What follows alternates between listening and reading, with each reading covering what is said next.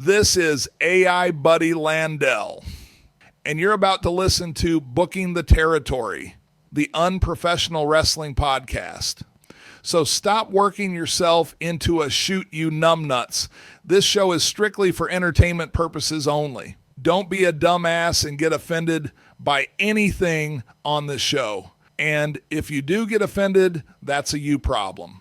Before I throw it to the fellas for another banger of an episode, shout out to all the BTT patrons who keep this show going, including the largest Patreon contributors, Disrespectfully, Classy, Mark E. Blassie, Joe Ice, Good Old Justin, and the Token Smurfette and John Potts. Now, enjoy this Outlaw Mud Show podcast. Remember, if it don't snow, it don't go. And be blessed and be a blessing, pal. Woo, Messi, this is professional wrestler Jimmy Valiant, the Boogie Woogie Man. This is Jim Cornette, pro wrestling legend. This is a one-man gang. This is the artist formerly known as Daryl Van Horn, James Mitchell, the Sinister Minister, and I'm here to let you know, don't you dare miss the dulcet tones of Hard Body Harper on Booking the Territory. Booking the Territory. Booking the Territory, unprofessional wrestling podcast. Oh, yeah.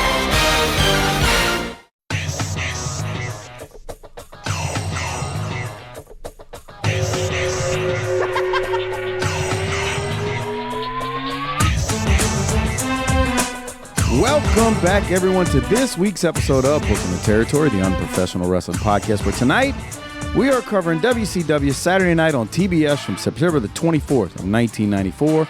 If you're listening to this on YouTube, make sure you take that hype button to Pound Town if you're on a tablet or mobile device. It helps the channel grow. It helps numbers, all that good stuff. So make sure you hit the hype button.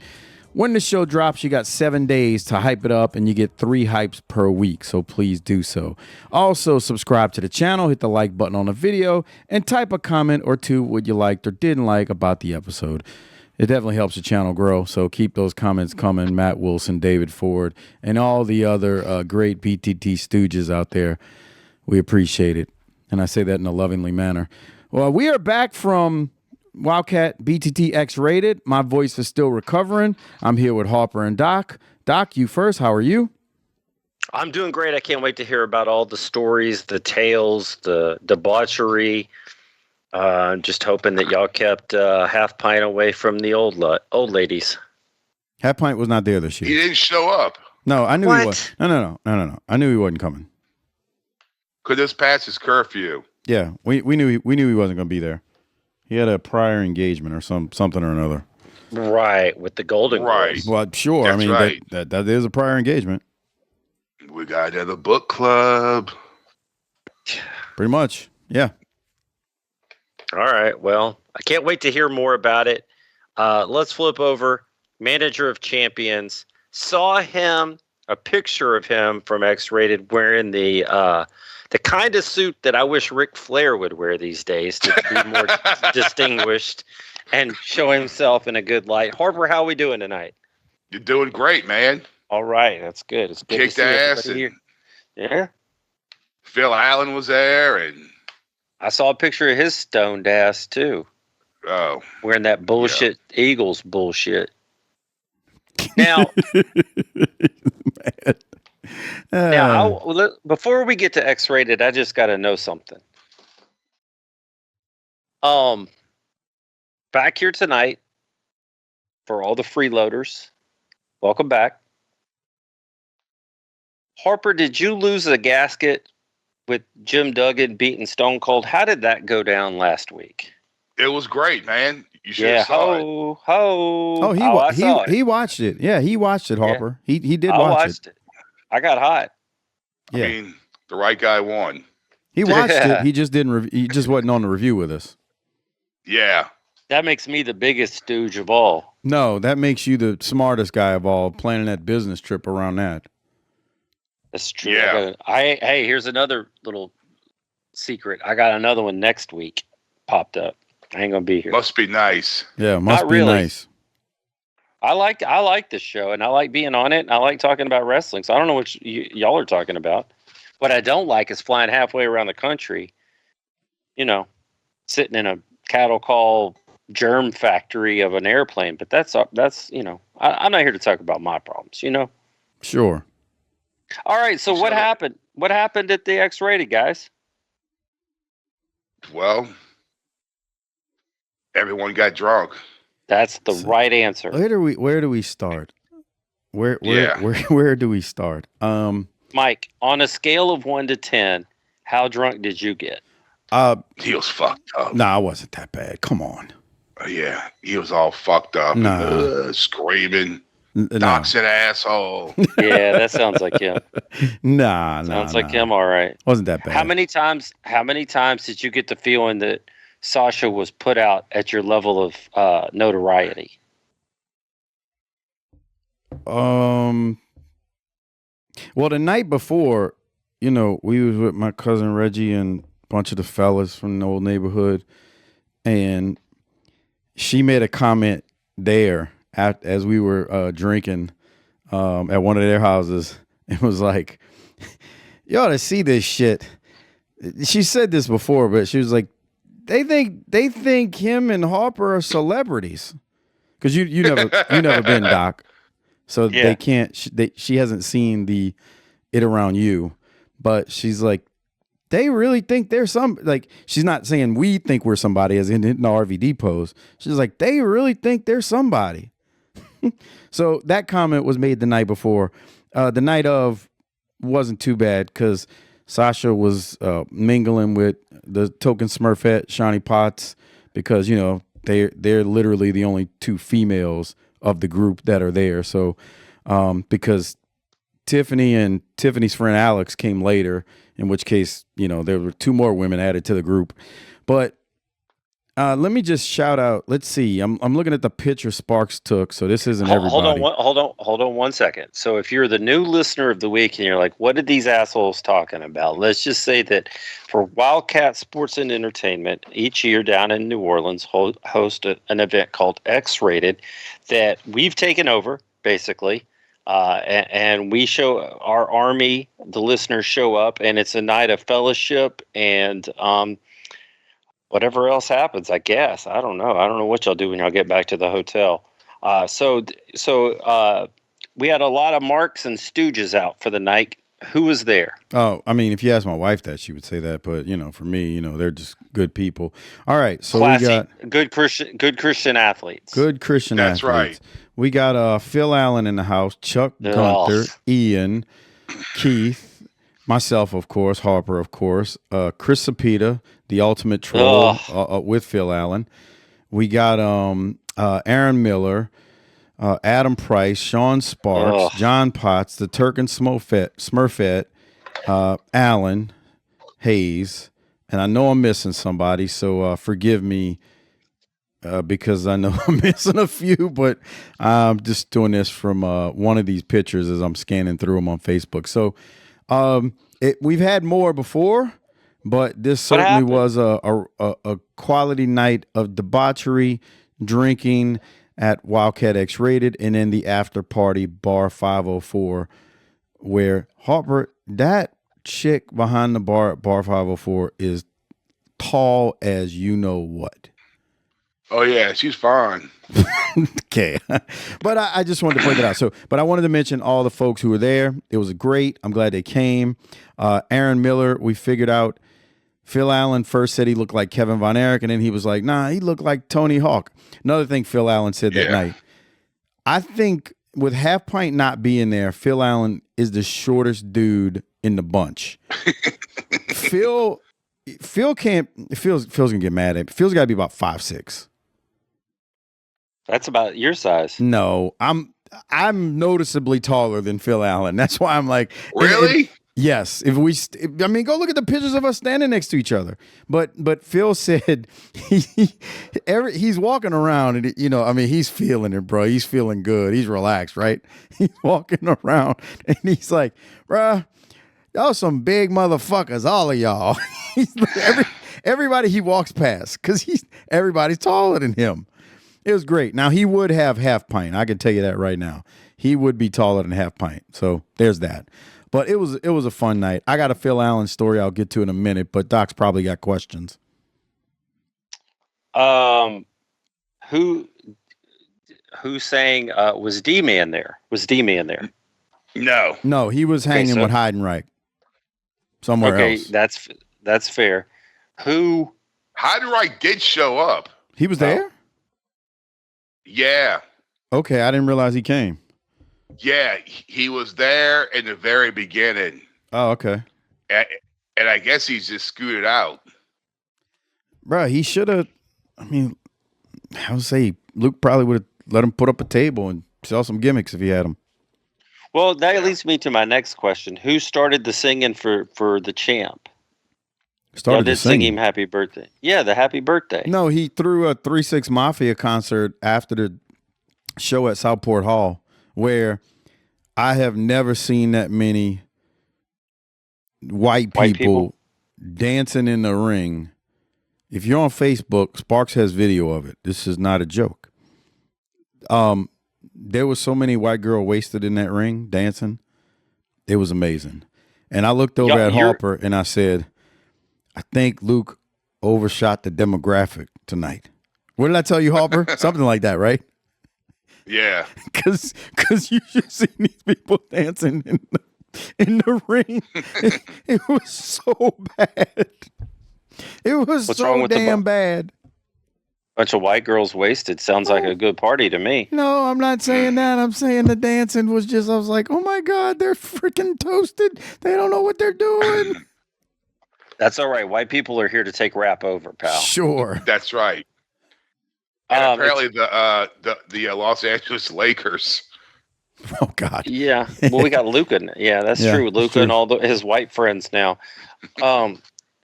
Now, I understand that straight from the Oak Ridge Boys tour bus, we had an appearance from the world famous Randy. Randy was there. What was Randy's impression of all this? Well, we're sitting there. He goes, "Is that guy the Smoky Mountain Negro?" I was like, "That's him right there." Oh, that's unfortunate that you actually said it, because now we need to clip that. But well, so at that moment, I think we started talking about Phil's Twitter handle. And Phil's getting giddy now. He's like, first he's like, bro, I was sitting down smoking when Ron Fuller said that. Greatest moment of my life.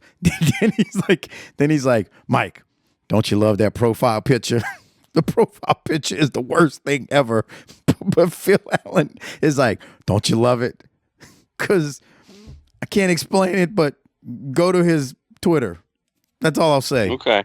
It's Okay. it's something, but he chose it, so it is what it is. And then Phil had a run in. Okay, let's keep talking about Randy, and then I'll tell you the Phil story at some point. So, what did Randy think about the Army? I think he feels like he's a big deal now. I would imagine so. Yeah. Where did he get that Oak Ridge Boys T-shirt?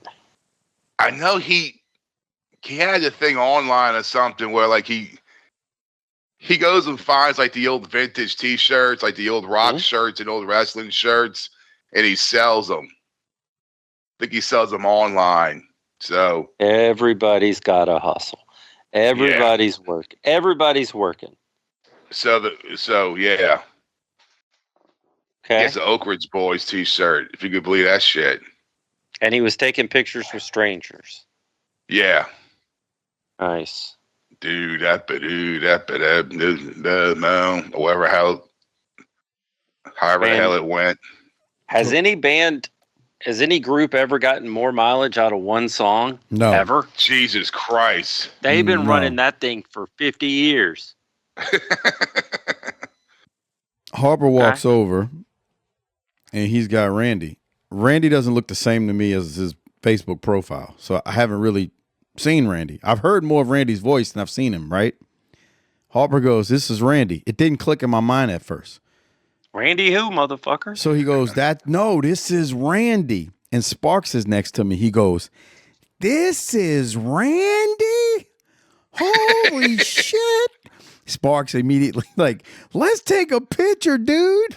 So I was like, bro, get ready. You're a fucking star. You just don't realize it. Like, they're begging to hear from you.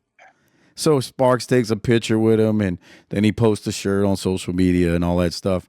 But then Randy came to talk to me at the end of the night before he left. He starts talking about the podcast. I was like, dude, we got to do it. We got to get you on. I got too many people wanting a Randy and Chris Harper episode. He's like, all right, bro, yeah, we'll do it. And if I'm lying, I'm dying. That time Randy read the WCW cards on the Facebook group, and Harper goes, bro, we some way yet motherfuckers, ain't we? I'm listening to Randy talk, and I'm like, holy crap, I forgot how strong the accents were down here. I've lost a lot of mine. I know I have, because when I go home, people go, you don't sound the same no more. But you speak so well. No, I don't. Yeah. But the thing is, it's that Southern Louisiana thing. I can't explain it to anybody who doesn't understand it. But Randy's got it. He's got it. So yeah, Randy was really cool. He's looking forward to doing the show. Harper and I were talking about it earlier, actually. So I told Harper to text him. I gave him some days. I'm like, let's get this done, because I got questions from Matt Wilson, who sent me a ton of them about a month and a half ago for Randy. So we need to try to get this Randy episode done. Okay. Now, what else happened? Anything that we need to know about? Anybody hook up, make a baby? What's up? No babies. No. But, I got something from our fearless friend, the Smoky Mountain. You know. Say it. No. Say it. No. So I had Sparks send this to me because the night before something happened. And he says, as we're hanging at the harbor Friday night, we, being Adam, Alan, Adam's friend, John, the smoking Smurfette, and Phil. Phil drops, tell me something. He tells Shawnee, you have any black in you? Shawnee is clueless and very seriously answers, I think I might. Even my friends would ask me that all the time. And Sean's like, I'm cracking up because I know where he was going with it. So now Phil's got to explain the joke to Shawnee since she swerved him, because he was expecting her to say, no, I don't. In which, want some? There you go. So Saturday night, we're at Bar 504. I'm sitting there. Sparks is like sitting kind of next to me. Phil's sitting at the table, and Tiff showed up to X-Rated late, and then she was there with her friend named Alex. And Phil, you can see it coming. Sparks taps me on the shoulder and says, here it comes. And Phil's starting to talk to Tiffany's friend Alex, Phil's 65. How old is Alex, Harper? Like 36. So it's just a matter of time. He goes, and Sparks is like, here it comes. No sooner than Sparks said that, Phil says, you got any black in you? And she looks confused, like, huh? Like she turns her head sideways. And she's like, no. And then Phil hits it. You want some in you? That's a Wildkat Xrated to you. And what was the response? She kind of giggled. She was cool. She kind of giggled. Okay. I don't think Sasha was too amused. Why? That's nice. It's amazing, huh? The black woman there is like, Jesus Christ. Was she bad about that, or because the night wasn't about her? I mean, no, she was cool because like I know like Shawnee was talking to her a lot that night, and she was cool. She was all right. And then at Bar 504, Tiff and Alex were talking to her, like they were at the same table, so she wasn't feeling like she was bored. And then she kind of knew people that she had known before and met before, so it's kind of a different dynamic once they know somebody. But yeah, man, She really will tell people when she's away from the scenario. She'll tell like people I grew up with, like she's like, it's weird. They act like Harper and Mike are celebrities. Hey, We're can't a help big it. deal. We built a community. What has she built? That's I mean, I don't think it's that, bro. I mean, Harper, it wouldn't be no different if we just went out to the bar with our friends and we were just talking to them. Like, I mean, sure, I'm getting pitched every booking angle known to man all night, but that doesn't happen when I'm with my friends because they don't like wrestling. But in that scenario, I mean, what can I expect? Right. We are the professional wrestling podcast of record. Or, people will come up to me talking to me about something said on the show, and they're like, do you remember? And half the time, I don't even remember. Like, see, Harper's tied up all night. He is away from it for 3 to 4 hours. He only gets to it after the fact. And even then, hey, Harper, did your man hold on to the title?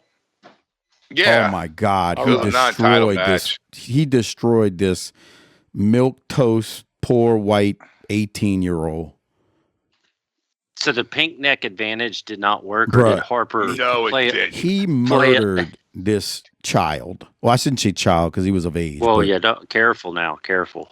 Bruh, he broke this poor Jesus. Somebody's popping pandas Poor over kid. there. No. Oh, that must be Harper Pandas. refreshing his What's Facebook that? feed. It's a game Doc used to play years ago on his phone nonstop. Oh. I've got some other ones now. Oh, okay. Gave up on that one, huh? Well, like I said, I'm sorry I missed it. I was at a soccer deal. They did win the soccer deal, the tournament, so it was kind of worth it. Maybe next year for me. I don't know. Right. We'll see. Maybe I catch a ride with Mikey in DFW. Bro, Phil Allen took a train, Doc. From? Fucking L.A. pretty fucking much. Riverside, which is Los Angeles. A train? I didn't even know we had train. Like Amtrak. I didn't even know we had that. I didn't know we had that kind of capability in this country, to be honest. He tells me this at the bar, at Bar 504 after. And I'm like, Phil, how long did it take for you to get from LA to New Orleans? And he's like, bro, like 44 hours. He said in the last leg of it, he was on his phone booking a one-way flight home. He was like, I ain't doing this going home. Yeah. I get mad when a flight's over 3 hours. Yeah. You imagine 2 days sitting on a goddamn train. See, Harper, that's why you thought he was already in New Orleans when he called you in the middle of the pay-per-view review. No, he wasn't close. Fuck. See, because the problem is you got to stop here, stop here, stop here, stop here, stop here. It's not nonstop. And that train ain't moving as fast as a car would at 70, 75 nonstop either. Right. I would lose my mind. I couldn't do it. Nope. My wife told me that. Stopped. She saw something on TikTok, some couple that went on some train trip, and she was like, that would be so much fun. I said, the shit it would. Oh, shit, bro. I took a train from here to Tuscaloosa and back a couple of times. And fuck that, dude. You had some tang up there or something? What you going up to Tuscaloosa for? Yeah. This was like 20-something years ago. Okay. 25 years ago. Yeah. Tang will make you do some stupid stuff, like get on a train. I know. For real. Bro, I met John Harper. I talked to Luke earlier. He's like, bruh, if fucking Mike wouldn't have said something, I would have had no idea that when Dman sent me that text message, he was talking about Heidenreich. D-Man texted Luke a message about someone named John, which is one of the more popular names in America. Oh, yeah, it's biblical. It's biblical, okay?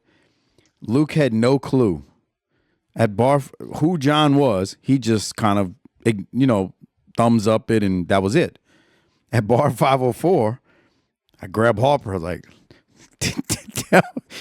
Tell the champ the D-Man story about Heinrich. So we're telling Luke this story. He goes, "Are you fucking shitting me? He's talking about Heinrich? Just say Heinrich. You got no problem saying Calloway." Oh. He's like, "Bro, if y'all wouldn't have told me this story, I'd have had no clue." Yeah, because Luke's like, who the fuck is John? Yeah, like, what the fuck are you talking about? That's what he told me. He's like, "Bro, I don't know who the hell John was." Y'all gonna hurt poor D-Man's feelings. It was funny. We had a good time. Good stuff, pal. Well, that's nice. I'm glad y'all had fun. Is there anything else that we need to get off our chest before we move on? T-Hog. Yes, T-Hog. What's up, buddy? Shout him out, Harper, for your light box and your Pac-Man headset holder. T-Hog got me that's a light box, I believe it's called. Yeah. I'm gonna take pictures of them and put it on the Facebook page. I got a BTT light box and a Pac-Man headphone holder. That's important. Yeah. He was thinking about Harper. He breaks the headphones all the time, so he put. Well, it used to be his whole. It used to be that his holder was a butthole, and now he's got a nice. Well, and now he's got something nice to put it in. That's good. Yeah. Well, all the gifts and all of that still won't change the fact that Jackson Dart's your quarterback. So suck on that. Okay. Oh, and Doc, I do have a package for you because the token Smurfette gave me, you, Harper, and the champ a bag of goodies or some smell goods for our ladies. So I get, I mean, it's for us to wear. And my wife tells me she's looking through the bag because, I had mine. I gave Harper his, gave Luke his, and I had mine and yours. I got yours. I'll bring it to you next week. And she's like, this is some good shit. And I'm like, what? I'm like, it's cologne. Like, I mean, obviously cologne is some good stuff, but I'm like, it's cologne. She's like, no, this came from, I don't want to say the store because I'm going to give the token Smurfette's, job away. But she's like, no. From like a department store? One of these high-end fragrance stores. Let's call it that. Oh. So anyway, I said, oh, okay. And she's like, no. This is some really good shit. I was like, okay. I guess the shit I wear is some stank shit then, huh? And she didn't like that, but yeah, because all of a sudden she got intrigued. Yeah, So thank you, products. Thank you, Token Smurfette. I really do appreciate it, and Harper appreciates it, and Doc will get his in a week or so, and he'll appreciate it too, and he'll put some on from Mrs. Doc so he can put it on my. Yeah. Yeah, that's right. Let's go make another one. Oh God! Nah, shut your mouth. Jeez. I didn't hear no bell. Put it on my taint. Bro, one of my buddies is 55 and he's got a 3-year-old. Jesus Christ. Yep. That's not the way to live. He turns 54 in this month, and actually the little one's about to be 4. So, yeah. Well, you said that you're going to see me in the next week. Just want to say, hey, patrons out there. I know if you've Ask Doc season is underway. Mike, we got a ton of fucking questions already. So by the time this comes out, the questions might be shut down. Just not taking any more. But keep an eye on it, everybody, and we'll see. I've got a ton. I started answering some last night, writing down some notes. Nobody takes this more seriously than Harper, but maybe me. And we'll get you taken care of in a special way so that you can feel like you're part of the show, even if you're not. For real. Yeah, we're doing that next week. So, and there's lots of questions about music. I can't wait to have a one-person conversation with Mike about this. I've been watching another World Cup, Doc. Yeah, how's it going? We just had a finish. In it. Yeah. And I got a question. Okay, let's see what I can do. with the stadiums, Yes. they just call it like Boston Stadium. The FIFA does not allow any sort of corporate advertising to interfere with their corporate advertising, so they had to call it just by the city. Oh, okay. Well, that explains that. And then Arlington got mad because they called it Dallas Stadium, even though it's in Arlington. Yeah, because I'm watching it now when the game's going to start. They got like a curtain or something over the Levi's logo. Yeah. You can't do that. And guess what? Jerry Jones put up a curtain so that the sun wouldn't be a problem for the soccer, but he won't do it for football. That's true. Isn't that crazy? It was a closed-in dome, I guess. That sun comes through that damn glass. Blinding, searing people's eyeballs, burning their corneas and retinas into a crisp. And he just acts like there's no solution available. And then soccer comes around and up go the curtains. What a joke. Up go the curtains. The fields all of a sudden have grass, even though the NFL players been bitching about it for years, bro. That's what I was wondering. Because I'm thinking, bro, they could have had this in the Superdome if they're having this in Canada, because that's the dome. Then I'm thinking, well, how are they getting grass in these motherfuckers? Man, I'm telling you, soccer's great. Well, now it gets a little bit more difficult because we're not going to just have a tie. They got to get to shootouts and stuff. Yeah. But on a regular game, 2 of them yesterday. Yeah. When you get to a regular game, man, it's over in 2 hours. Done.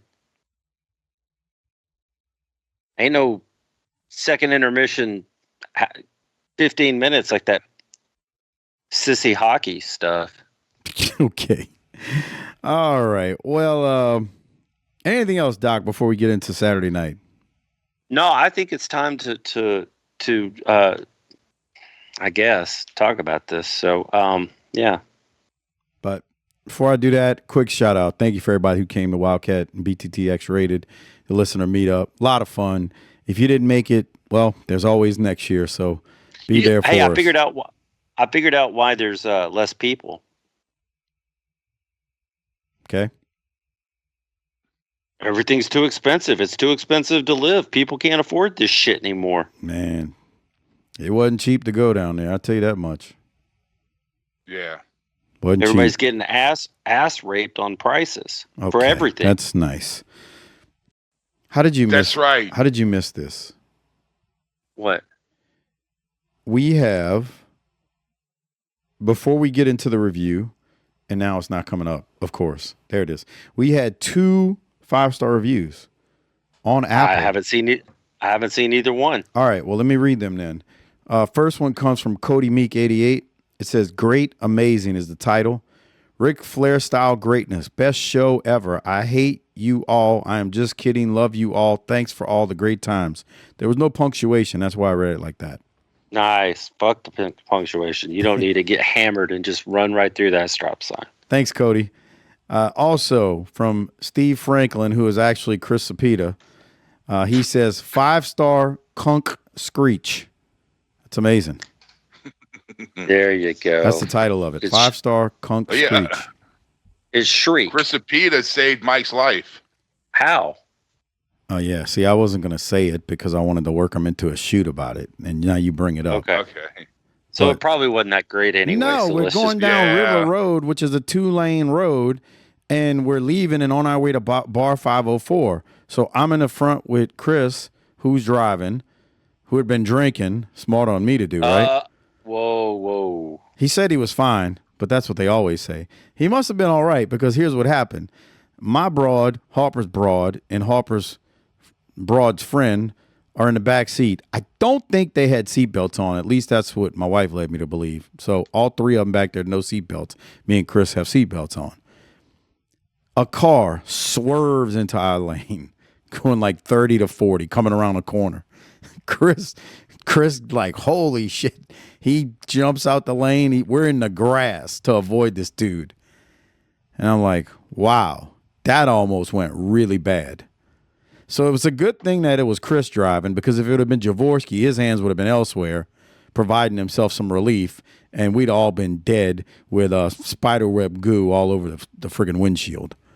So That's gross. Yeah, thank but you. You'd have gone with a smile on your face. Thank you, Chris, for the good move. You're still a troll, though. Anyway, Chris goes on to say, 5-star Kunk Screech in the title. Michael, here's a good review. Doc and Harper deserve raises. Show is great. Gets you through the day and is real classy. Chris S. That's about his 8th review for the record. So he always tries to class up the joint whenever he leaves one. Good stuff, though. Anyway. Good kid. Yeah, Good kid. He really is a good kid. He was drinking Buffalo Trace all night, so he pulled that. That's good stuff. He pulled that move off while drinking Buffalo Trace most of the night. So there you have it, man. Anyway, all right. I guess now we can finally get into some Saturday Night on TBS, the worst part of this show each and every week, right, Harper? That's right. Here we go. Here we go. All right, so here it is. This week's episode was taped September 20th of 94 at Center Stage, according to history of WWE.com. It appears to be the first taping for that day, so it would have been taped after the pay-per-view. You'll notice Johnny B. Bad comes out with the TV title, which he won at the pay-per-view. We start with a replay of some stuff from Fall Brawl. More on that later. Tony, Bobby, and Mean Gene do open the show formally. The news that came out of Fall Brawl is that Halloween Havoc is at Halloween Havoc. Hogan will be putting his career on the line inside a steel cage. The world title is on the line. Flair has been reinstated. If Hogan loses, he has to retire. I got excited till I remember the result. Tony also tells us we have a new TV champion with Johnny B. Bad, a.k.a. Mark Merrow, and Duggan defeated Austin for the U.S. title, which we talked about a little bit in the opening here, to which Bobby Heenan said, now we have a 280-pound termite carrying around the U.S. title.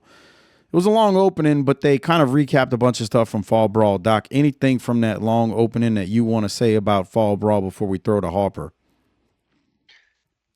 How many times am I going to hope that Rick actually beats Hogan over the next month? You'll keep hoping it won't go away.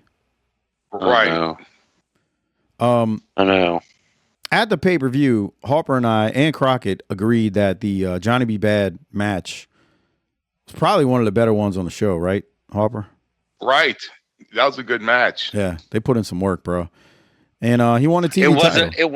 It wasn't Colonel Parker flopping around during War Games. That was the match itself wasn't the greatest, but Colonel Parker in loafers flopping around was pretty damn amazing. Yeah. Yeah, you can hear us review at tinyurl.com/Patreon BTT. We had a lot of fun discussing it. There was some good and there was some awful on it. Kind of leave it at that. Okay. All right. We go to the first match. It's Johnny B. Bad versus Mark Starr. Hey, Doc, do you know who Mark Starr's brother is, since this is your bit that you like to do every fucking week? No, but he is from the UK. Okay.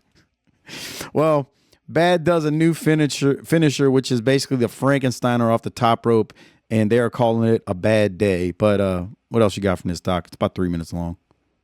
I did notice that he had a different finisher, and I'm like, man, you had an easy one. Just throw a left hand and get out of there. Now he's like climbing to the top and doing a Frankensteiner. I'd be like, I'm going back to just a punch. I think about that more. I think about that the more and more the older I get. Is like, man, you're picking up a lot of miles with those finishers. What can I do that isn't going to kill me one day? So what finishers? A submission hold. Right, a submission hold, isn't it? Yes. But nowadays you got guys who do just moves that aren't finishers that are just as dangerous. Yeah. So how many times? I mean, shit, that leg drop that the Balea drops is, I mean, it wrecked his everything. I always feel like Bobby Eaton doing the Alabama Jam off the top. I don't think, I mean, we do, but I think most people don't realize how rough that is.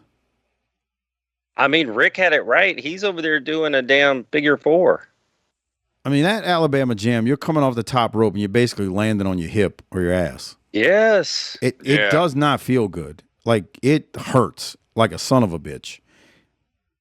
Especially the harder the ring. I mean, I can't imagine doing it in one of those early 90s, 80s WWE rings. Look at Austin. He said the stunner messed him up. Yeah. I mean, that's why I think Undertaker walks the way he does from the tombstone. So that's what I'm saying is Bad had a left hand. Mero, I went to high school with him. Mero had a left hand as his finisher. Man, that's easy. The thing is, I don't even remember him doing the Frankensteiner. I hope he keeps doing it so he can walk one day. That's all I'm saying. After the match, Bad says he worked hard for this title, and then he's talking to Honky Tonk Man. He says, I'm going to kick Honky Tonk's booty. Not bad meat and potatoes. Doc, any thoughts? We have a Little Richard impersonator and an Elvis impersonator fighting in 1994. Yeah. No, that's what that is. I wouldn't call Johnny B. Bad a Little Richard impersonator. Shit. Okay, he might look like him, and he might be trying to act like him, but the gimmick itself. What do you call an impersonator then? I'm just saying, like, Honky Tonk Man is a definite ripoff of Elvis. Okay, I'm not arguing that either. I mean, because he's got the guitar and everything. And he can't even play it. Right. Because he's a heel. That bullshit. Okay, fair enough. Jim Duggan is in the next match versus Tony Vincent. Bobby says that Austin only lost because he was not prepared to wrestle this goofball. I love Bobby. Duggan does his whole thing and gets the USA chant going, and then he's going to quickly hit the finisher, 1, 2, 3. And as he's about to hit to the interview by Mean Gene, Bobby says, don't forget your board, dummy. Doc, what do you have from this one? 14:35. I knew it. I was going back to it as I was talking. Okay, that's good. Harper, What do we see in the crowd here? She looks cute. Yeah.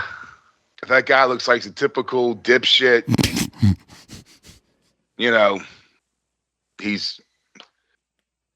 He's probably maxed out fucking all his credit cards.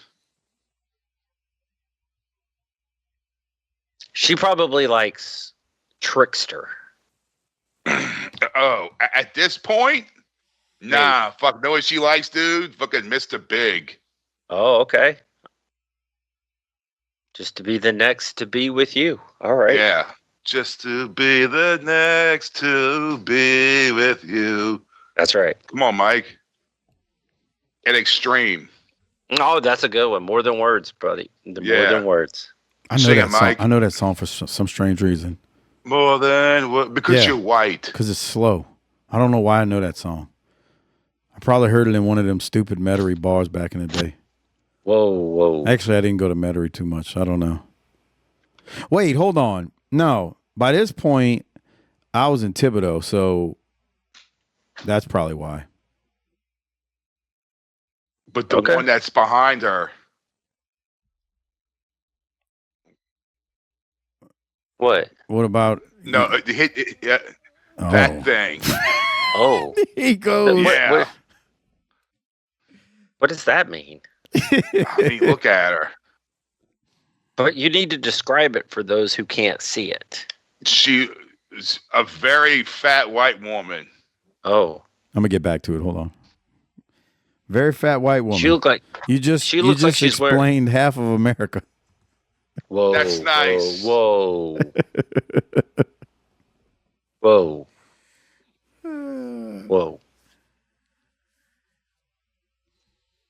She looks like she's wearing one of those Magellan fishing shirts backwards. It does look like a Magellan fishing shirt with some kind of sparkles on it or sequins in a, pattern. Okay, so I got a question here. If you're one of the gentleman wrestlers, though, do you go for the blonde? Because the blonde, she's going to think highly of herself, even though she'll still do bad things later. Bro, y'all a bunch of fucking marks, bro. Or do you just run past her and go to that thing in the back? No. Because it's easier, less resistance. No. Go with the blonde. I'm talking about the wrestlers, though. Yeah, The boys. I'm talking about reality. No, but the boys don't live in reality. They live in a what is it you call echo chamber, Mike? Yeah. Is there a bigger echo chamber? It's not that they're in an echo chamber. They just, some of them don't have standards. So you do with that information what I just said. When you don't have standards, what do you do? Is there a bigger echo chamber on planet Earth than a wrestling locker room, Mike? Maybe. Okay. But that actually applies to a lot of things right now. Okay. As the clickster over there clicks the pin. Okay. Yeah. As Harper said. Blonde drives the Eagle Talon. Oh, boy. What? She drives an Eagle Talon. Wait, that was random. He just pulled it out of nowhere. He had been working on it, and that's what he was clicking the pin for. He was working out the equation, and then he finally solved it and gave us the answer. Did the sap on the left and the blue outkick his coverage, Harper? I don't think they're together. Oh, okay. They look like they are. Assuming they're together. They're brother and sister. Okay. He drives an S10 extended cab. Yeah. He wears a skirt. He drives the S10 with the extended cab with the fold down seat in the back. Right. Back when it had just a little bitty seat. Most meaningless thing ever. Right. I've sat in the back of one of those on those things. Jesus Christ.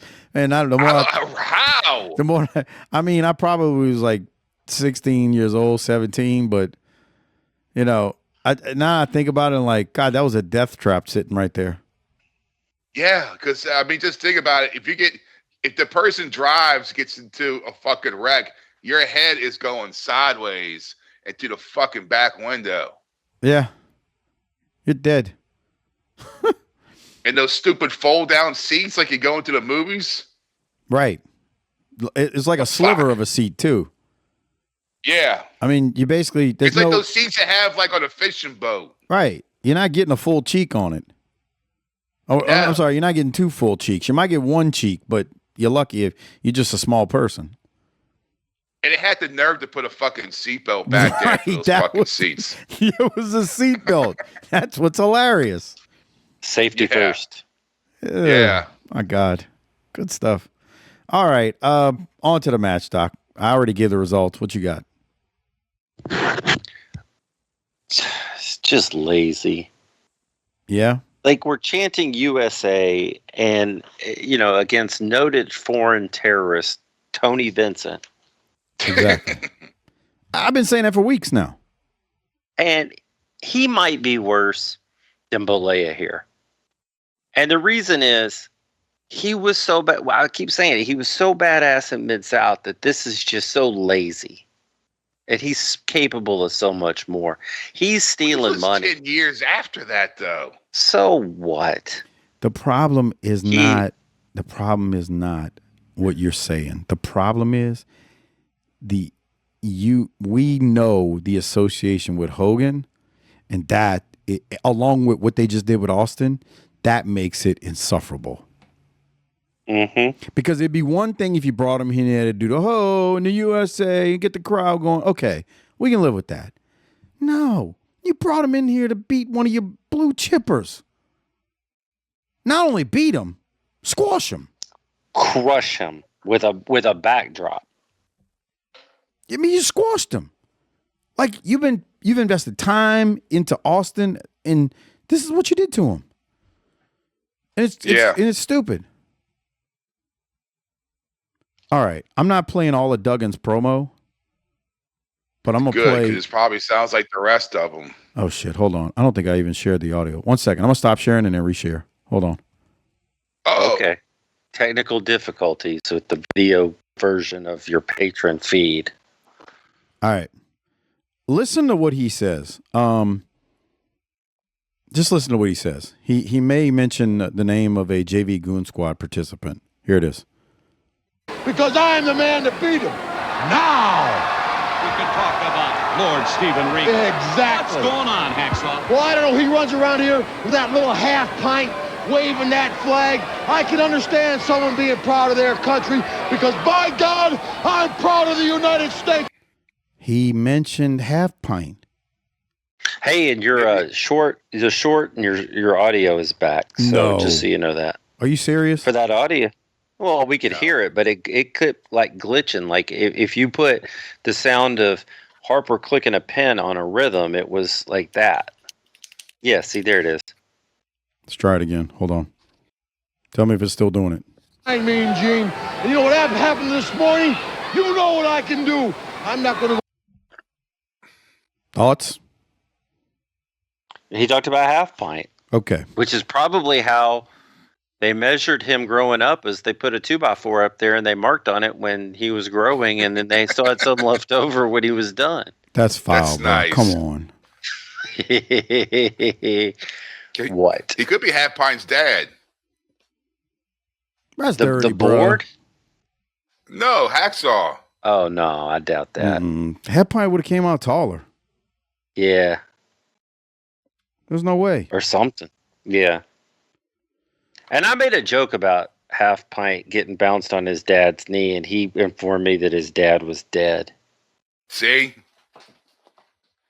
Kind of brought down the room. He should have kept that to himself. Okay. Any other thoughts on Duggan right there? Nah.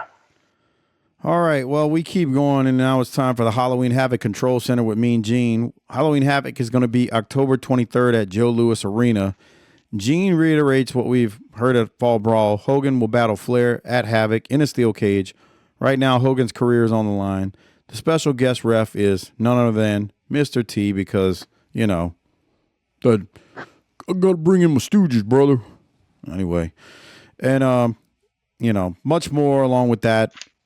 But that's that. It's about a month away. We'll review it. tinyurl.com/Patreon BTT is where you can hear the audio for it. Doc, any thoughts on that? Because you weren't here last week when we had to listen to 15 minutes of that segment. Yeah, I saw some of that too when I was watching it, but I got to tell you, I may have cranked up the FF on that. Now, I think I may be out for this one too. For Havoc? That's pretty far out. I doubt it. Yeah. I think I'll be back. I got my big vacation coming up. Right. The next one. He's been on 4 of them already, but he's got the next one coming, y'all. All right. That's nice. Let's keep this puppy moving then. We go to the next match. It's Alex Wright versus the Gambler. Doc, I'm pretty sure the finish was botched in this thing, because Wright goes for that reverse cross body off the second rope, but Gambler wasn't there to catch him. So Wright then, here comes, look.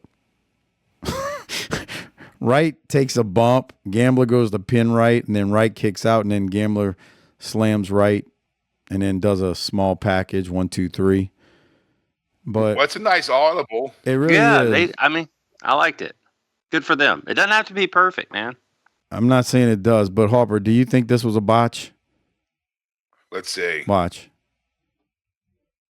Does the monkey flip? Well, not a monkey flip, but flips off. And then he goes for the cross body, and I think maybe so. I think Gambler was supposed to catch him.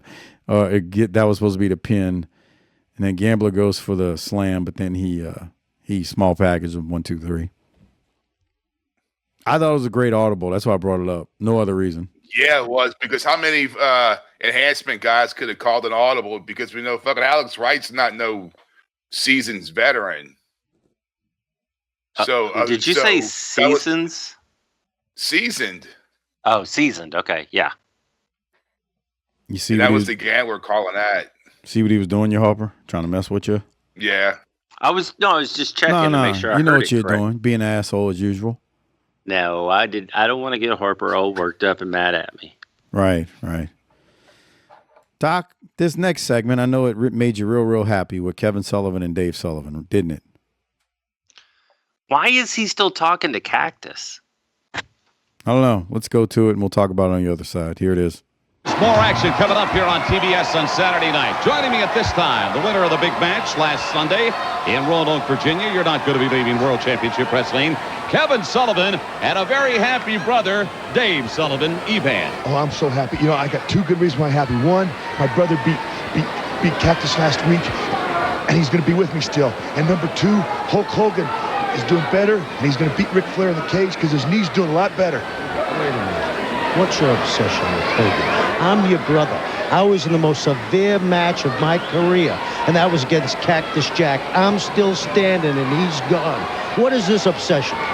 Because he works out, he says his prayers, you know, and he takes his vitamins too. Let me tell you something. That may work for Hogan, but it doesn't work for everybody. And the person you need to be worried about is who? He's my favorite wrestler. That's who you need to be worried about. That's that simple. And let me tell you one thing. Cactus Jack, a lot of people said that I couldn't beat you because you were a homicidal maniac. Well, Cactus, what lives inside of me is finally awoken. And Cactus, this is directed right at you. At one time, we were tag team champions, and you spit on the belt. The only thing that's left here in WCW is a memory of Cactus Jack. And I spit on that memory, Cactus, because the last thing I had to say to you after you were packing up and leaving town was this. Bang, bang! Bang, bang! That session is over! You gotta get on track! Come on! This is your brother, for crying out loud, Kevin Sullivan. You know, I never thought about it until you said it. Why are they still talking about Cactus? Because of what happened at the pay-per-view. Cactus losing, loser leaves WCW. As I say that, Sullivan's referencing Cactus spitting on the belt. Crockett talked about that during Clash 27. And that's when Cactus spit on the belt while he was with ECW, which got him some heat. So that's what that reference was from. But you got a fair point there, Doc, about why are they still talking about Cactus right now? We should be talking about JYD and Bruno, pal. Oh, Heinrich too, bro. You know, he's a good dude. Oh, bro. yeah, I forgot about him, man. He's like the third Road Warrior. Harper. He's right in there. He's between Hawk and Animal for sure. Harper. Number 2. How would Dman speak about Dave Sullivan? Dave, he's a real big guy, you know. It was just a bad gimmick, you know. I mean, he wasn't that bad. It's just, whoa. You know, he's got size to him. He's got a look to him, but they turn him into this stupid little like Hogan nerd. Would you say he's a special needs stooge? guy? Is he a stooge? He's a stooge for Hogan. And the thing is, how was he Kevin Sullivan's brother? I mean, where was he during the varsity days? That's true. Well, D-Man, you do realize it's a work, right? What? You're a stooge. You're a stooge, Mills. You're a stooge. Did you hear? You're a stooge, Mills. Yes. All right. Continue. That's the first thing D-Man has said that I agree with. Continuing along. Oh, I'm sorry. Do you have anything else from Sullivan and Dave Sullivan, Doc? No, this is going to get worse, though, isn't it? It sure is. Yeah. Worse in this show at that. All right. Austin is taking on Frankie Lancaster next. Bobby is very much excited for Halloween Havoc. He says it's going to be a great night. The fans will get to see Muhammad Ali because he's going to be there, and they get to watch the end of Hulk Hogan. Austin, I love it. Austin is going to win this, puts that Fuller leg lock on Lancaster and wins. Doc, any thoughts? Hey, man, I know we're behind on rent and we're having trouble covering a couple of bills, but I think we should splurge and get this pay-per-view so that we can watch Hogan get retired. Sure. But we don't have to splurge for it because we have copies of it. So, you know, there's that. Oh, that's right. Yeah. We're Kangs. Kangs is right. All right. Let's go to Steve Austin now. Hear what he's got to say about what went down at the last pay-per-view, Fall Brawl, that we reviewed on Patreon at tinyurl.com/Patreon BTT. Here's Steve Austin. Ladies and gentlemen, you have just seen him in action. I think a lot of frustration is coming out from this man studying Steve Austin after what happened last Sunday night at Fall Brawl. Your world kind of fell apart. Frustration's not the word, Gene Okerlund. I was scheduled to wrestle Ricky the Dragon Steamboat. Steamboat walked down the aisle with the belt in his hands in street clothes. said his back was hurt. Couldn't wrestle, so they handed me the belt. Well, let me tell Ricky Steamboat something. I don't think you're hurt one bit. I think you played the smart guy because I told him all along what I was going to do. Ricky Steamboat, you got a yellow streak down your back. Mick Bockwinkel comes out of the blue, says I've got a match with Hacksaw Jim Duggan. Oh! If the Washington Redskins show up to play the Dallas Cowboys, but the Dallas Cowboys aren't there to play, you can't substitute another NFL team. That's the same with Stunning Steve Austin. Hacksaw Jim Duggan, I don't know who calls you the #1 contender. But after I got finished being baited by Ricky Steamboat, molested and harassed by Nick Bockwinkel, who's the former heavyweight champion himself, if I grab Nick Bockwinkel, what's going to happen? Oh, they're going to find me a whole paycheck. What does he do? I'm trying to get out of the ring. He gets suspended. Collect my thoughts. Here's Nicky Bockwinkel sitting me across the ring with all his might. Wham! Jim Duggan, big football tackle. I'm counting the lights, and the referee's counting to 3. No way, Jim Duggan. At Halloween Havoc, I want you. I want you. I want that match with Hacksaw Jim Duggan, because that's the biggest travesty in all of professional wrestling. Here's a man that is not a very happy camper right now. No problem with his speech. Bruh, Austin ain't telling no lies. Right? And then we act like when he got to ECW and cut those promos that he hadn't cut this promo or the Hollywood Blondes where they were talking about Flair for the old. He was already showing glimpses here. Why couldn't we just see that and like go with it? Instead, we beat him with a backdrop in 30 seconds. Less. Right. I mean, he's right. Like, if Washington shows up to play Dallas and they're like, oh, no. You're not playing Dallas today. Hey, he didn't make the same comment in the previous match. So, yeah, absolutely. You know, no. You don't have Dallas today. You got the Broncos. What? Nah. I mean, come on.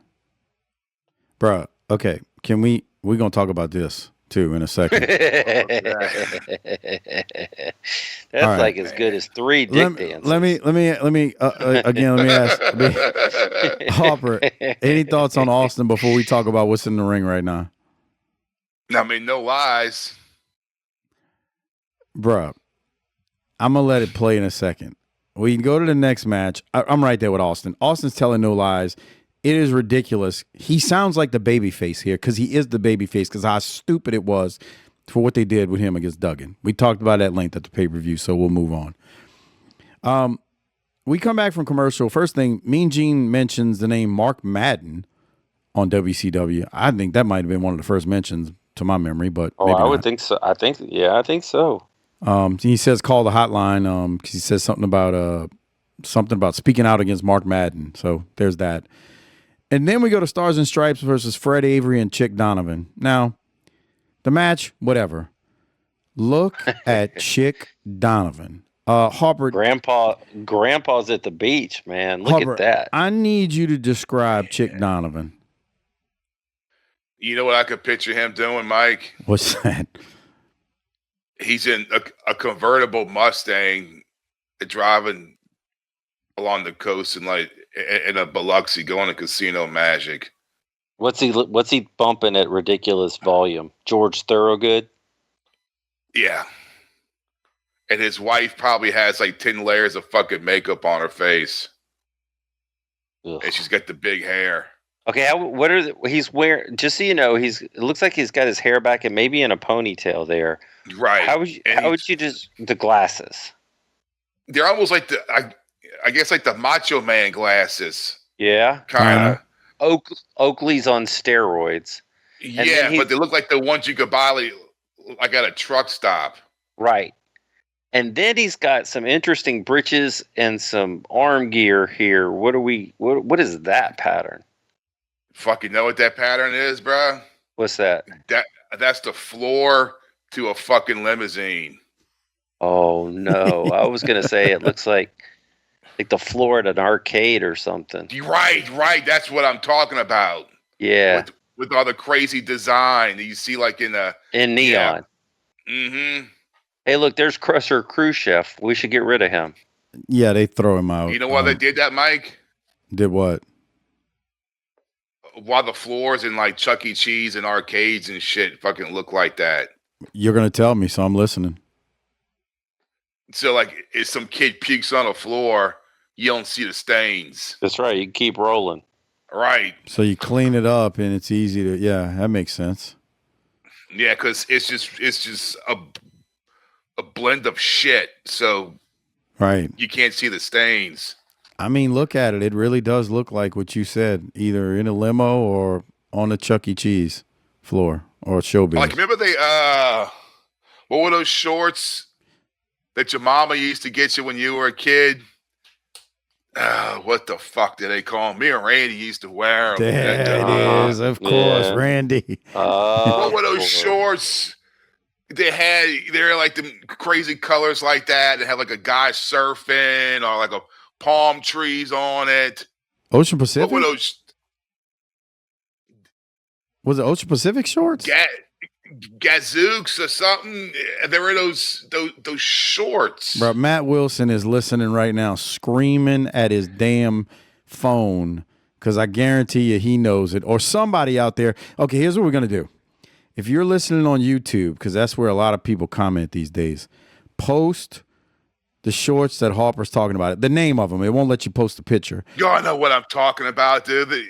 They're the shorts. They were like neon colors like that. I know what you're talking about. I don't remember the name of them. They were like California themed, or like beach themed, or have someone like on a skateboard or something. It was like out at the same time as Spuds McKenzie and shit. Right. What the fuck? God damn it. He's texting Randy right now and asking him the name of the shorts. He's about to text. When you text him, ask him if we're recording tomorrow or one day next week. What are those damn things called? He's looking. All right, we'll let him Google. But I know what you're talking about. Meanwhile, Chick Donovan is something out of. It's amazing. It's something out of somewhere. Something out of. It is amazing the gear he's got on, and then with the shades, and then Jams. Okay. Oh yeah. Remember Jams? Yes, I remember Jams. Everybody wore those stupid looking shorts. Jams. Okay. God, dude, I could just picture myself on that Murray BMX. What Jams on?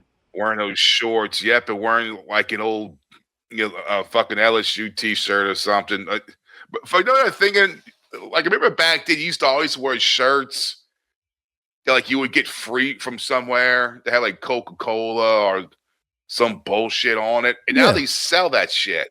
Yeah, people will buy anything, man.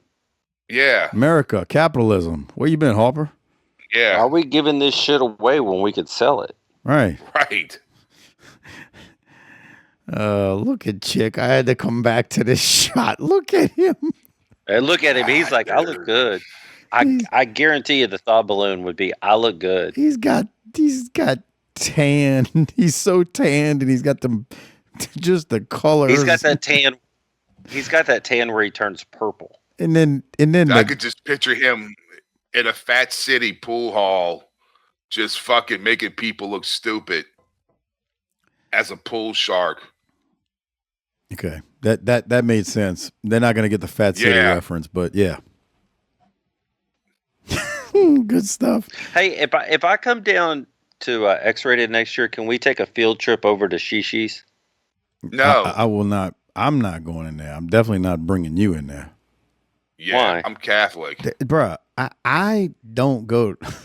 It's crazy because I used to live in that section of the city. I ain't going to New Orleans East. Oh. When's the last time you drove through New Orleans East, Harper? Recently? I drive to the East a couple of times a week, bro. Okay. See? Describe the Harper's East a for man of the somebody people. without being racist. Mm.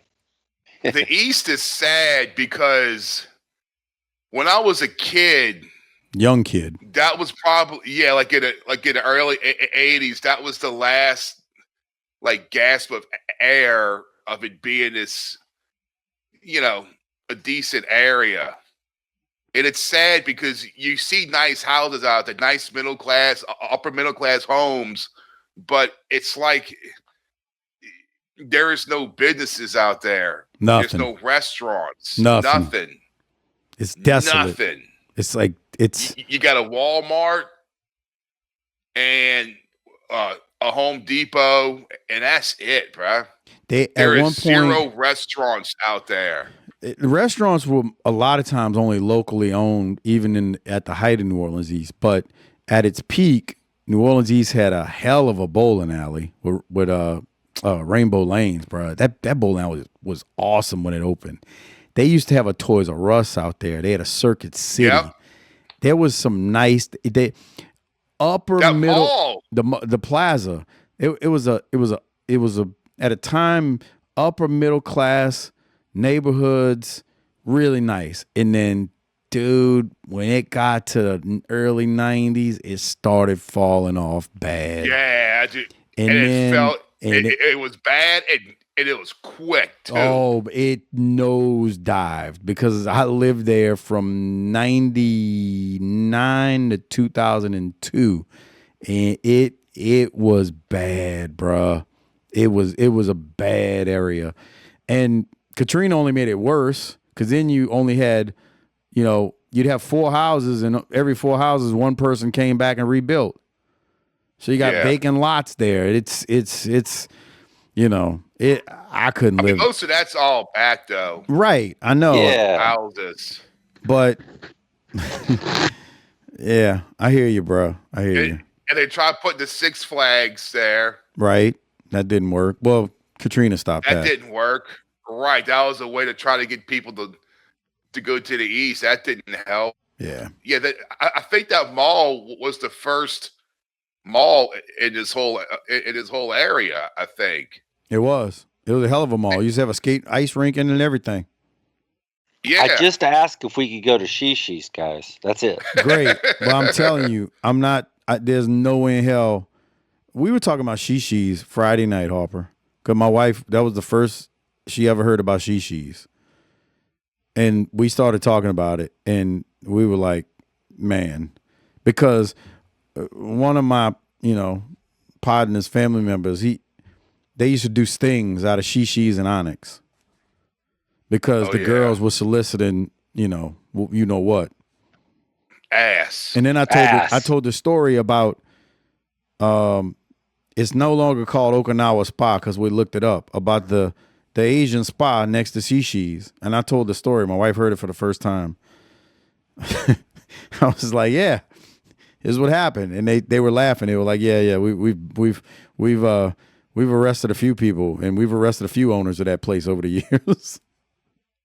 Dude, they used to have a place on Chef. It was a couple of years ago called the Tokyo Modeling Agency. That's I bet that was what that was. Right. So, like, if you want to be Christy Brinkley, hit them up. And needless to say, that didn't last a half an hour, and now it's one of those like ghetto daycares where they paint like Mickey Mouse and SpongeBob on the side of fucking building. Nice. All right, we won't be at Shishi's. Doc, we did watch Stars and Stripes win, and then Stars and Stripes cut a promo. They talk about tomorrow night where they're going to get a shot at the titles against Pretty Wonderful. Orndorff interrupts and says, "You always want something for nothing. Well, you had your chance." They're just building up them wrestling tomorrow on, I guess, the main event. Any thoughts on all that? Orndorff was good, but I liked watching it more than I did listening to it. That was pretty good watching it back because he looked big time out there. Yeah, Orndorff is very emphatic. Shut up. Here comes the honky tonk man. I want to watch this. No. Honky tonk. How about Go ahead. 101.12? But this is so... Okay. Yeah. Honky tonk man. You have an Elvis person there looking like he's just stepped out of the fucking Starship fucking Enterprise. Look at her. She's having a meltdown now. Okay, she's a plant. Okay, so I'm let's with keep Harper. going a couple more seconds. Yeah, what's her problem? Why'd you have me keep going a couple more seconds? I did. I thought there might be another one, but what is she? Oh, shut up. See. All right. Honky Tonk Man is I got a new rule. Fast forward. Fast Honky forward. Tonk. Okay, I'm right there with you. Honky Tonk Man is taking on Barry Houston. He wins, boot to the gut, shake, rattle, roll. Then he sings after, and none of us were entertained. So there is that. We continue. Back from commercial, Bobby, Tony, and Mean Gene talk about Muhammad Ali. And then I won't be playing this unless you feel like listening to 8 minutes of this, Doc. I'll talk through it, though. I don't have any desire to do this. No. All right. So they throw to the Halloween Havoc 1994 press conference. We get about 8 to 10 minutes here. And we got Eazy-E, Eric Bischoff speaking and, hitting RVD pose. Mr. T is spoken to, or he comes to the podium, I should say. And he says, pertaining to Flair and Hogan, I'm going to call it right down the middle. Flair then talks about Hogan's notoriety. But, I mean, Flair, you ain't chopped liver, so I don't really like that from Flair, even though I get he's got to put his opponent over. I'm watching this and listening, and I swear this was all to make Hogan like he's some kind of god. Hogan then starts talking, and he says he had to put his career on the line to get Flair to have the match.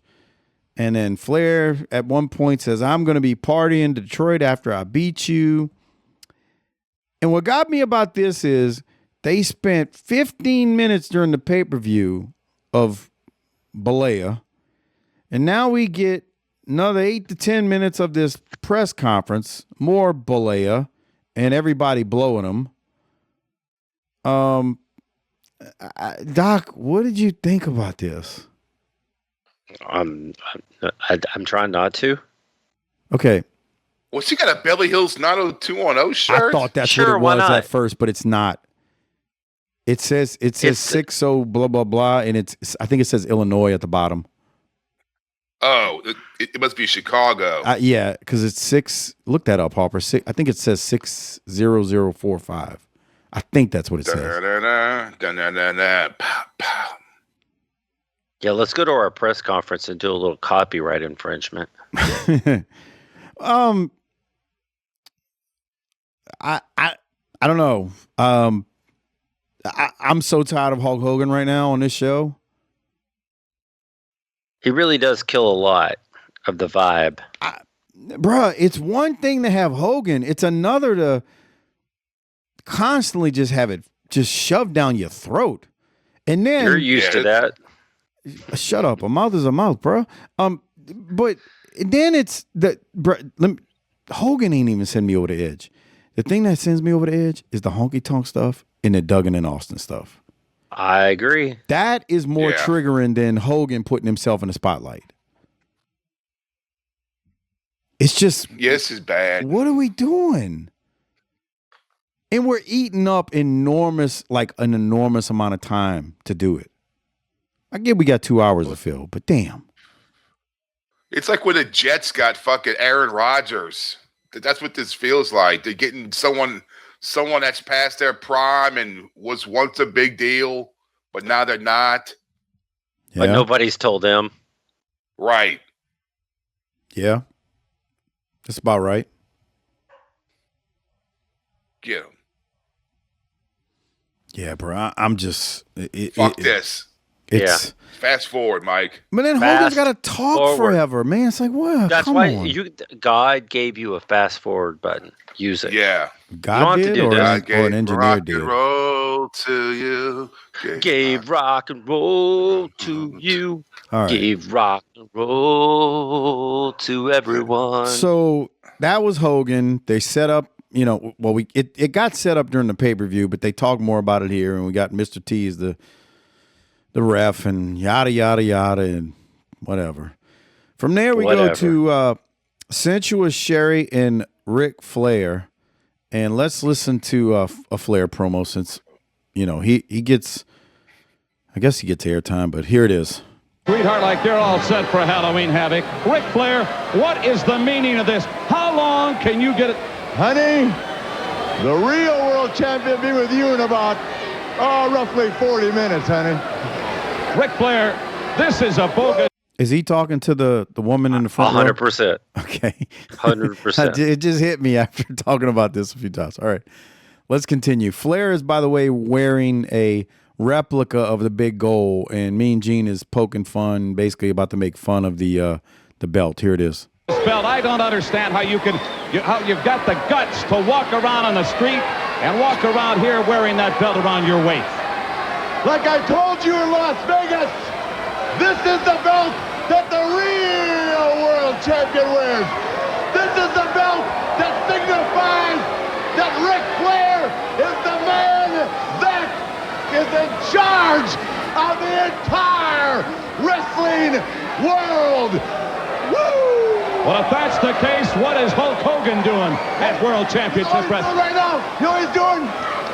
He's thinking back to the worst mistake he's ever made his entire life, and that's signing a match against me, Halloween Havoc. And if by chance the Great One wins in the cage, no more Hulk Hogan! Yes. Yes. No more Hulkamaniac! No more prayers! No more vitamins! Just styling and profiling. Yeah. Clothes, good-looking women, the world the way that Nature Boy wants it. You know that Hulk Hogan Yeah. is going to be part of the action here tomorrow night live on TBS. Oh, I hope he is. But in lieu of the fact of him not being here tonight, and in lieu of the fact that the real world champion is, then tomorrow night, maybe I should defend my title, and you can find someone on this show man enough to go up against. Hey, wait a minute. Dave Sullivan. Mr. Flair, you're not the real world champion. I saw him beat you at the beach at the Blast. And if you're not real careful, he's going to hurt you in Detroit in the cage match. Dave Sullivan, this kid isn't all there. Hey, you know, and I'm a good guy. Go get back on your medication. Get back on your medication. I'll have the devil put you in your cage. And don't ever come out here on the set when the real world champion is talking about a title defense. Hey, take it easy on this guy, really. I'll go. A title defense tomorrow night. Who wants to see the champ go at it tomorrow night? Huh?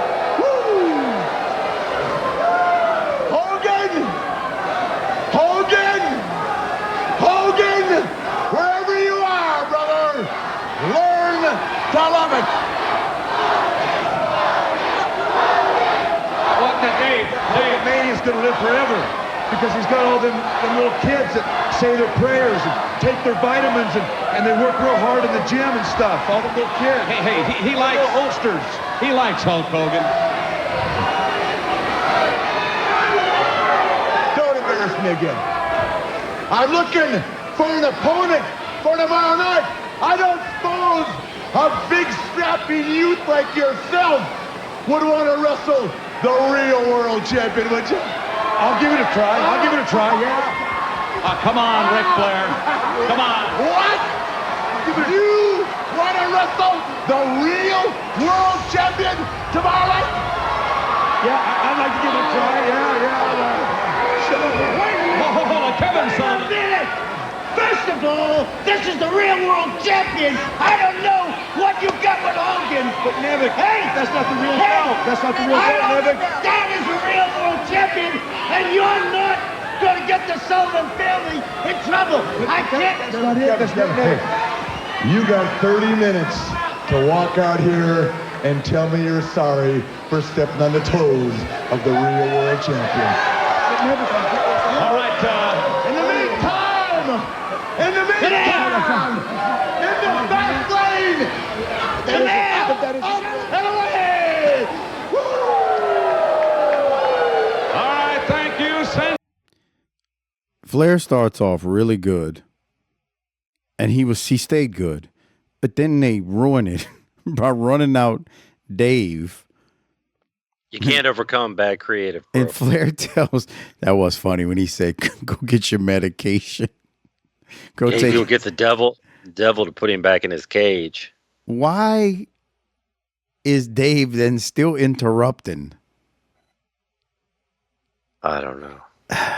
You saw Mike Tenay in the background laughing. I didn't catch Mike Tenay. Yeah. Yeah.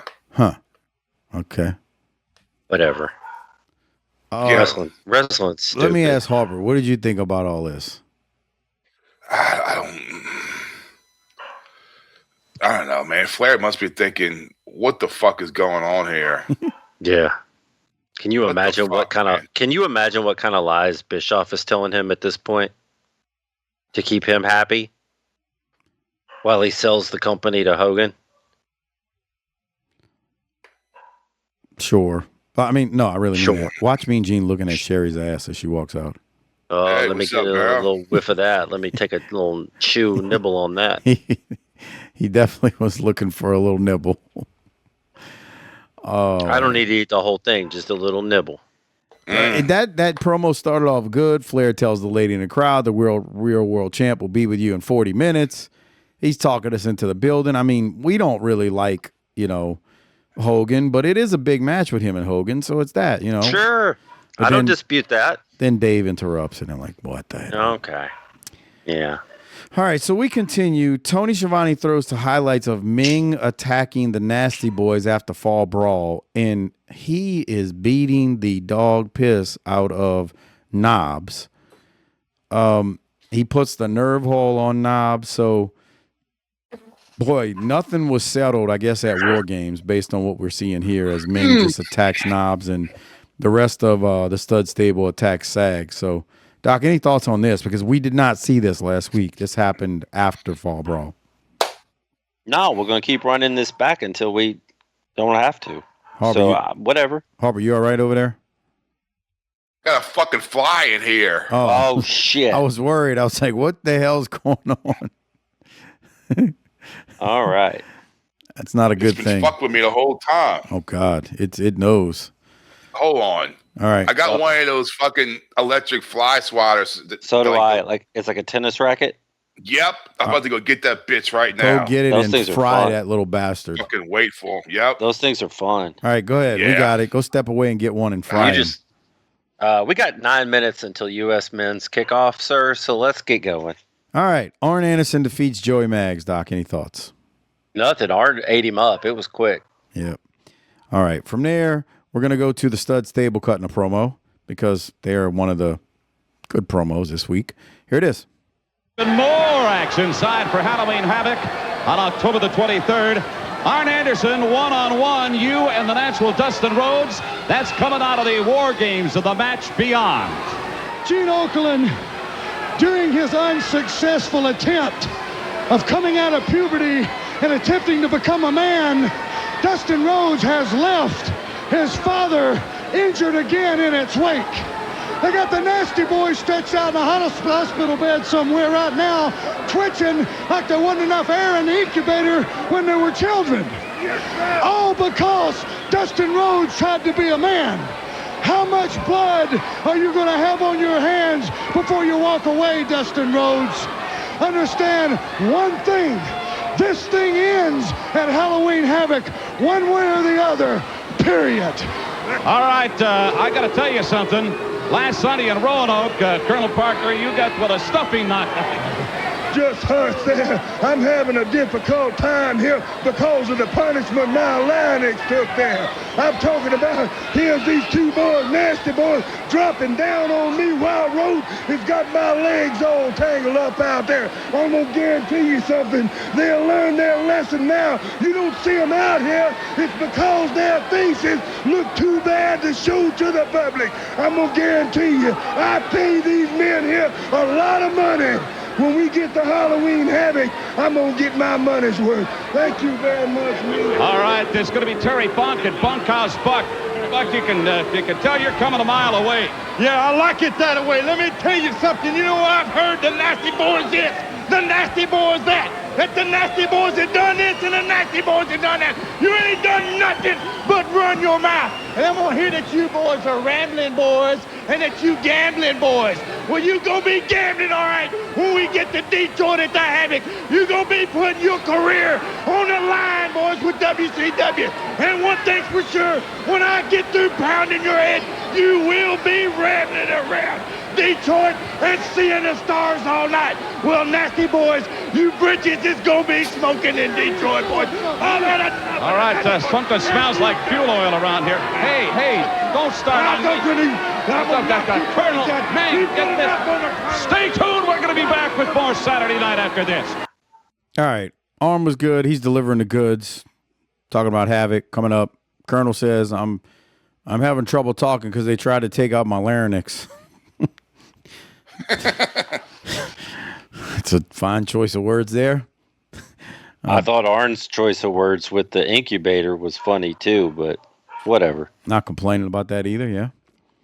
Okay. Any thoughts on that one, Doc? It's all right. I'm kind of in a bad mood now because of this fucking Balea effect. All right. Mean Gene throws. Get used to it. Go ahead, Harper. What? You get used to it till it dies. Did you get the fly? No, I'm fucking waiting. All right. It'll go pop, pop, and then smoke. Yeah. How many more times do we have to see this shit? Well, we haven't seen this.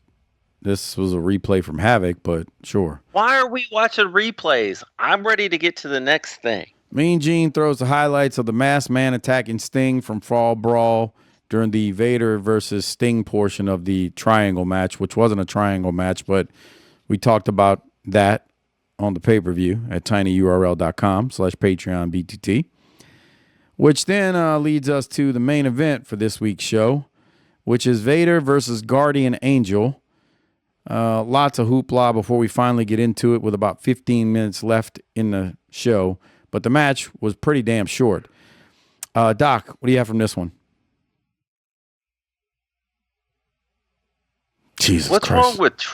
What's wrong with Trailer's shirt? Is it like torn at the top? Is it too big in the neck hole? What's up? I think the neck hole was like torn or something. Okay. Yeah. Harley took some bumps here, man. He took a bump outside. He don't need to be doing that, man. It's cut. That's what he did. You know what he did, Harper? Yeah. Trailer cut the collar off the like bodybuilders would do back then. When it'd be like Let a me just tell you workout this. We can keep meeting all you want. He ain't going over Vader, man. Come on. Okay. He did have Vader reeling at one point, but Harley did take some bumps. Let's go to the finish of it because it's really a short match. There was that slam by Trailer.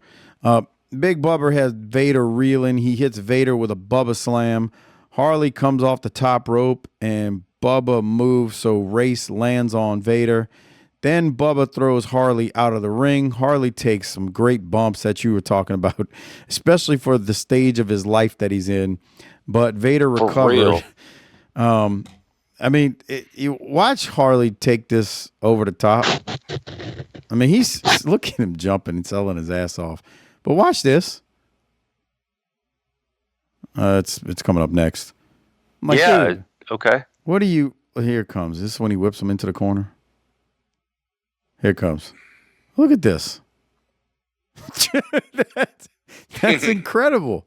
Wait, isn't he like 51, 52 now? Oh, I think he's like 28. Right, sure. He went to high school with him too. Anyway, all that's going on. Vader recovers finally and hits Bubba with several Vader bombs and a moonsault. Heenan says, "Call the meat wagon." As Vader, there's no, it's a DQ because Harley's involved. Right. Any other thoughts, Doc? No. All right. No. They're trying to just keep both guys strong. Yeah. I'm kind of good with that. Yeah. But Doc, that's not the end. No. Because remember what went down with Dave Sullivan a second ago? Oh, yeah, we needed an answer here. Remember, Ric Flair said you had 30 minutes to come apologize. So let's hear what Rick has to say now and if Dave's going to apologize. Hulk Hogan's going to be here tomorrow night. Now, what's the latest on this apparent challenge from Dave Sullivan? What the latest is when I threw this Hugo Boss on the floor a little while ago, I got a little dust on it. And if Dave Sullivan is crazy enough, excuse the pun, to come out here, I'll clean the rest of the floor up with it.